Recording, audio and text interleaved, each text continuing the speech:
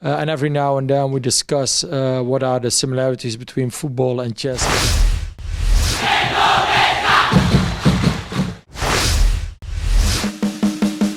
Aji Santoso konfirmasi pelepasan Marcelino Ferdinand. Sejak pemusatan latihan Timnas U19 yang berlangsung pada 25 Agustus lalu, nama Marcelino Ferdinand belum terlihat di skuad asuhan Sintayong. Diketahui Marcelino belum dilepas oleh klubnya Persebaya Surabaya lantaran klub berjuluk Bajul Ijo tersebut tengah mengalami badai cedera. Apalagi pemain berusia 17 tahun tersebut merupakan tulang punggung tim Persebaya Surabaya itu sendiri. Bahkan saat ini Persebaya Surabaya sudah kehilangan Brilian Aldama. Ex-Timnas U16 Indonesia pada tahun 2018 tersebut sudah menepi sejak laga Persebaya Surabaya menghadapi Madura United beberapa waktu lalu. Sementara itu pemain asing baru Persebaya, Igor Vidal juga mengalami cedera sejak laga melawan Borneo FC di Stadion Segiri, Samarinda. Meski begitu, pelatih Persebaya, Aji Santoso punya komitmen tersendiri untuk Marcelino Ferdinand. Aji Santoso menjamin bahwa tim Persebaya Surabaya akan memberi dukungan sepenuhnya pada Marcelino Ferdinand selama di Timnas U19 Indonesia. Dalam sesi konferensi pers menghadapi Bali United dalam lanjutan Liga 1, Aji Santoso mengkonfirmasi Marcelino Ferdinand akan dilepas usai laga panas tersebut tersaji. Dengan kembalinya Marcelino di skuad Garuda Asia, diharapkan Sintayong mampu kembali membangun chemistry sang pemain dengan para pemain baru lainnya.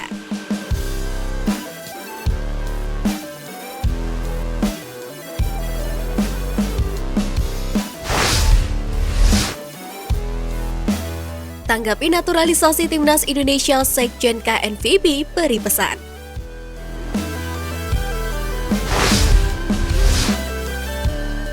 Dalam konferensi pers Festival Orange Indonesia yang digelar untuk memeriahkan Piala Dunia 2022, sekaligus mengikat hubungan KNVB dengan para fans Timnas Belanda di Indonesia, Sekjen Federasi Sepak Bola Belanda, Kees de Jong, turut menanggapi proses naturalisasi yang biasa dilakukan oleh Timnas Indonesia terhadap para pemain keturunan. Sebagai informasi, dalam kesempatan itu KNVB akan membawa pengalaman Orange ke Indonesia dengan menyelenggarakan Festival Orange Indonesia, resmi pertama untuk para penggemar mereka di Jakarta. Nantinya mereka akan menggelar acara nonton bareng Belanda versus Ekuador pada 25 November 2022 yang juga akan dilangsungkan di area Stadion Utama Gelora Bung Karno. Usai konferensi pers, Kees de Jong memberikan komentar soal pemain naturalisasi di Timnas Indonesia yang berasal dari Belanda. Adapun pemain yang pernah dinaturalisasi asal Belanda itu adalah Stefano Lillipali, Mark Klok, Ezra Walian, Rafael Maitimo, Sergio Van Dijk, Toni Kusel, Diego Michel, Ruben Warbanaran, dan lainnya. Kees de Jong menyebut bahwa Mark Klok menjadi salah satu contoh pemain naturalisasi asal Belanda yang bagus di Timnas Indonesia. Pasalnya, gelandang Persib Bandung itu berkontribusi cukup baik untuk Timnas Indonesia. Meski begitu, Kees de Jong berpendapat agar Indonesia tidak terlalu banyak dalam mengambil pemain naturalisasi asal Belanda. Meskipun hal itu bisa membawa pengaruh positif di tubuh Timnas Indonesia. Seperti yang diketahui, PSSI sedang menaturalisasi 3 nama pemain keturunan, yakni Jordi Amat, Sandy Walsh, dan Sein Patinama. Meski begitu, baru Jordi Amat dan Sandy saja yang hingga saat ini telah mendapatkan persetujuan dari Komisi 10 DPR RI untuk diberikan kewarganegaraan Indonesia. Namun PSSI berencana tahun depan tidak melakukan proses naturalisasi lainnya, sebab proses naturalisasi yang diminta saat ini merupakan permintaan dari pelatih Timnas Indonesia Sintayong, yang membutuhkan pemain bek berpengalaman dalam waktu singkat.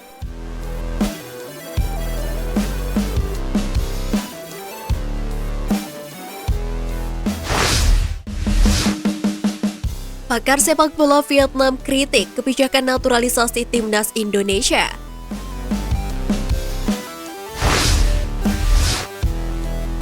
Pakar sepak bola Vietnam Phu Man Hai melontarkan kritik pedas terhadap perkembangan pemain naturalisasi Timnas Indonesia terkini, terutama menyongsong Piala AFF 2022.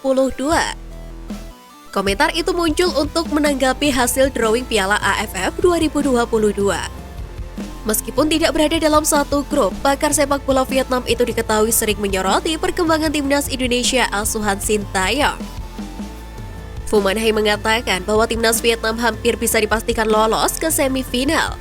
Tim berjuluk Golden Star Warriors itu diprediksi akan bertemu Thailand atau Indonesia. Menurut Phum Anh Hai, Thailand dan Indonesia adalah dua tim terbaik di grup A, sehingga akan menjadi calon lawan Vietnam di semifinal. Meski begitu, dia mewanti-wanti timnas Vietnam sejak dini untuk benar-benar memperhatikan kekuatan timnas Indonesia di ajang Piala AFF 2022 ini. Lebih lanjut, Phum Anh Hai menyinggung kemungkinan skuad Garuda akan diperkuat oleh 3 pemain naturalisasi terbaru, yakni Sandy Walsh, Jordi Amat, dan Sain Patinama. Namun dia belum betul-betul yakin permainan Indonesia akan berkembang lebih baik dengan kedatangan 3 pemain itu. Phum Anh Hai mengakui masih meragukan kehadiran ketiga pemain naturalisasi itu bisa langsung mengubah kemampuan Indonesia untuk meraih prestasi tertinggi di Piala AFF 2022. Pasalnya, imbu Phum Anh Hai, perkembangan sepak bola di Indonesia tidak mendasar sama sekali. Menurutnya, Indonesia tidak seharusnya fokus untuk menaturalisasi para pemain keturunan. Phum Anh Hai menyarankan PSSI fokus pada pencarian bibit-bibit muda lokal saja daripada harus repot menaturalisasi pemain keturunan. Untuk itu, pakar sepak bola Vietnam tersebut meminta Indonesia berkaca pada negaranya. Vietnam jarang sekali terdengar akan menaturalisasi pemain keturunan. Mereka lebih senang mengorbitkan para pemain muda lokalnya.